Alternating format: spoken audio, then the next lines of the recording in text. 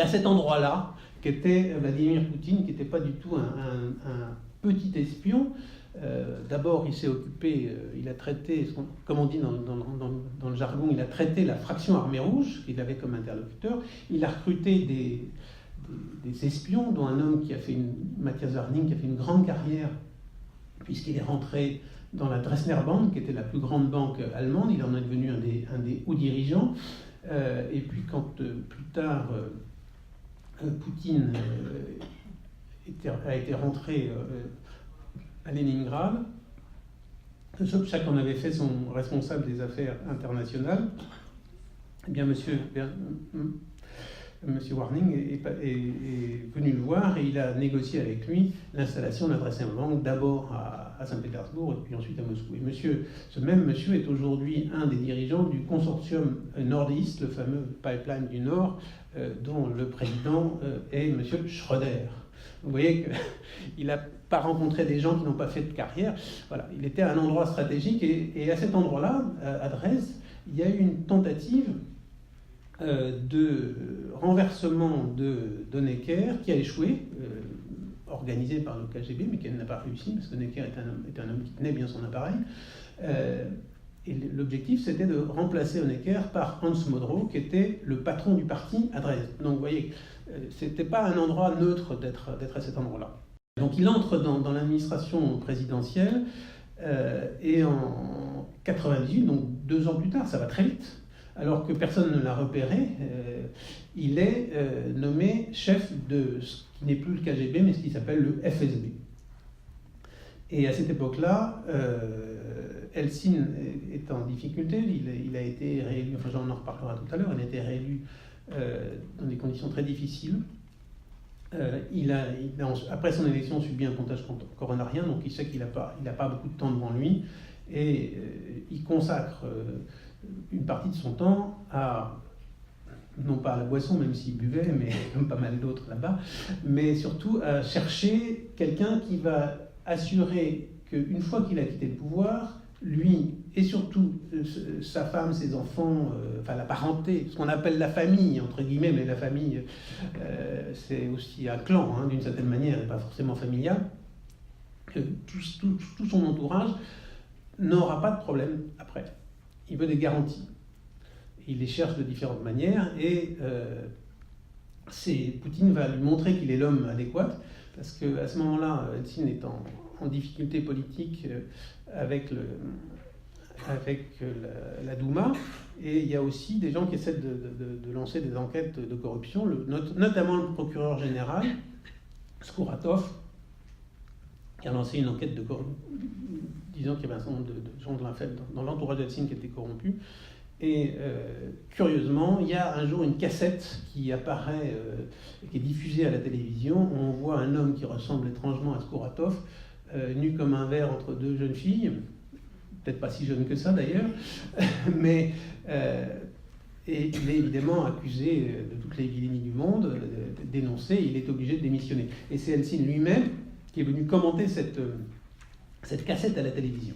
Pas Eltsine, Poutine, pardon. C'est Poutine lui-même qui est venu commenter cette cassette à la télévision. 10 ans plus tard, le mur tombe. Hein, et, voilà. Donc, et il faudra seulement 2 ans pour que l'Union soviétique éclate.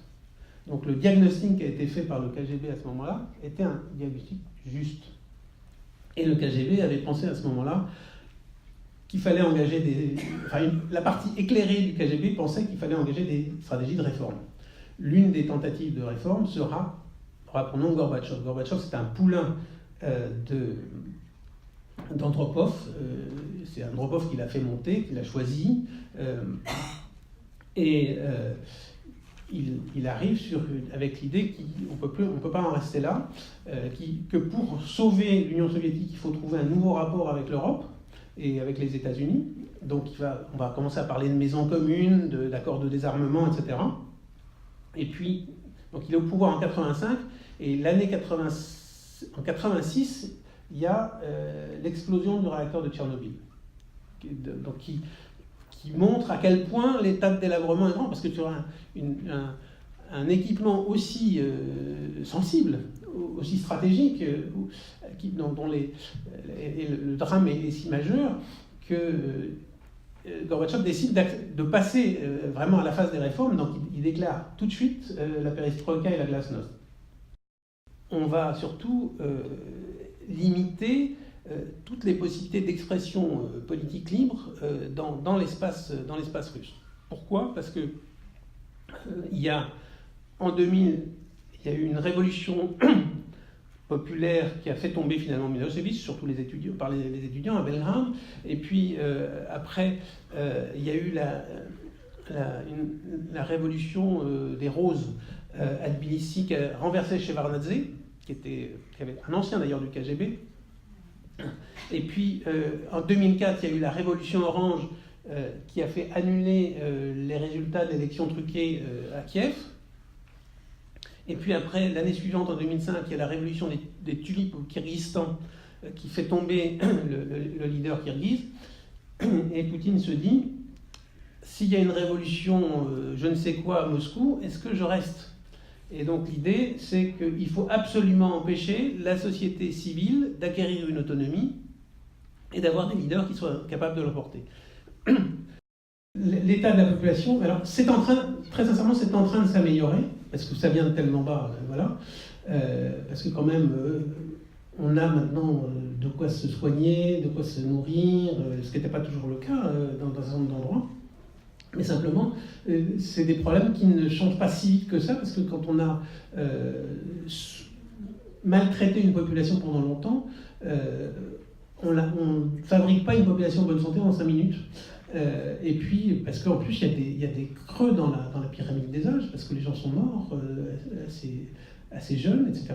Donc c'est un vrai problème. Il y a un problème d'effondrement démographique que Alexandre Solzhenitsyn avait pointé dès son retour en Russie. Merci pour votre exposé. Moi, je ne suis pas vraiment pour Poutine ni contre, mais j'ai vu dernièrement un reportage, peut-être l'avez-vous vu sur France 3, c'est Oliver Stone qui avait fait ce reportage sur Poutine sur 3 séances d'1 heure. Oui, c'est un grand hagiographe. Oui, mais quand même, il paraît beaucoup plus équilibré que son homologue américain, Trump. Et donc ma remarque, c'est que dans le monde actuel, où il y a une crise, beaucoup maintenant de pays sont en guerre, et la grande guerre, bon, c'est pour bien sûr le pétrole, le gaz, mais surtout les pays qui soutiennent l'hégémonie américaine à 100%. Et là, il y a une alliance qui est en train de se créer entre l'Arabie Saoudite, les États-Unis, Israël.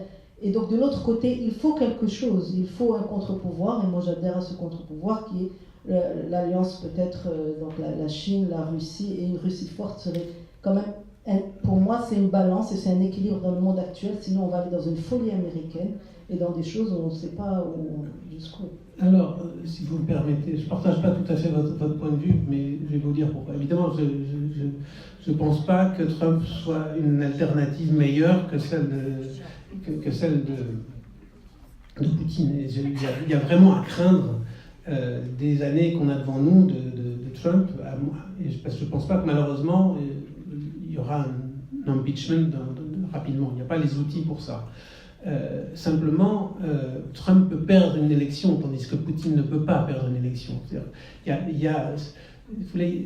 On est dans des systèmes, c'est comme Erdogan, c'est des changements de régime sans cliquer et de retour. Je ne crois pas que ça soit très très bon et je crains ça. D'autre part, est-ce qu'on peut penser qu'on bâtit la paix sur l'oppression, la liquidation de la liberté, etc. Je ne suis pas sûr. Peut-être à court terme, mais pas à long terme. Alors, moi, je ne me réjouis pas du tout de ce qui est en train de se dessiner, d'un monde qui serait partagé entre, d'un côté, en gros, la Russie et l'Iran et la Chine, parce que je connais bien la réalité chinoise. Et c'est une réalité horrible. Vous m'entendez bien, c'est une réalité horrible. Hein ? Aujourd'hui, en Chine, il ne faut pas être avocat. Parce que quand on est avocat et qu'on défend des gens qui sont visés par le régime chinois, on va en prison soi-même. Il y a des gens qui disparaissent du jour au lendemain sans qu'on ait de nouvelles. Vous savez ce qui est arrivé à M. Liu Xiaobo, qui était prix Nobel de la paix, tout simplement parce qu'il avait réclamé une réforme démocratique de la Chine. Il a été condamné pour ça à 11 ans de prison. il n'a pas été soigné et il est mort, non pas libéré comme on a dit, parce que c'est pas vrai, il n'a pas été libéré, il est mort entre des gardes d'un cancer. Et vous savez ce qui est arrivé à sa femme? Vous savez pas, parce que vous n'avez jamais entendu parler de Lucia. Lucia, qui n'avait rien fait, elle a été assignée à résidence du jour où son mari a été arrêté. Et un jour, il y a des amis qui ont forcé la porte pour aller la voir. Vous savez ce qui s'est passé? Elle les a chassés, parce qu'elle avait peur. Et qu'est-ce qui est arrivé? Eh bien, dans les semaines qui ont suivi, son frère à elle, qui ne faisait pas du tout de politique, son frère a été jeté en prison. Si vous voulez qu'on vive dans un monde comme ça, je vous le souhaite. Mais moi, je ne veux pas. Moi, je ne veux pas vivre dans un monde comme ça. Pardon ? Mais je sais bien que ce n'est pas ce que vous voulez dire. Mais je sais bien que ce n'est pas ce que vous voulez dire. Je veux simplement dire qu'il n'y a pas grand-chose à espérer d'un monde, hélas, d'un monde qui est en train de se structurer entre, d'un côté, un régime iranien qui n'est pas non plus, qui est en ce moment un petit peu plus vert, on va dire comme ça, pour faire allusion à ce qu'était la révolution verte, entre guillemets, de l'Iran, de la jeunesse iranienne. Mais vous savez comment elle a fini. Elle a fini avec des étudiants qui ont été jetés en prison et torturés, dont beaucoup sont morts. Donc, être d'un côté pris entre Xi Jinping, Poutine et Rouhani d'un côté, et Trump de l'autre. Alors moi, si vous voulez, je pense qu'il y a une alternative. Pour moi, elle s'appelle l'Europe. Et c'est la reconstruction du projet européen, ce à quoi s'attelle aujourd'hui Emmanuel Macron avec Madame Merkel. C'est difficile, mais moi, je prétends que c'est la seule alternative. Et si on n'aide pas les Européens et avec eux un certain nombre de pays qui pourraient participer à cette construction d'un monde qui se bâtit sur le respect du droit, sur le respect du partenaire dans les alliances et le respect des libertés, et ben à ce moment-là, on pourra faire quelque chose, mais pas autrement.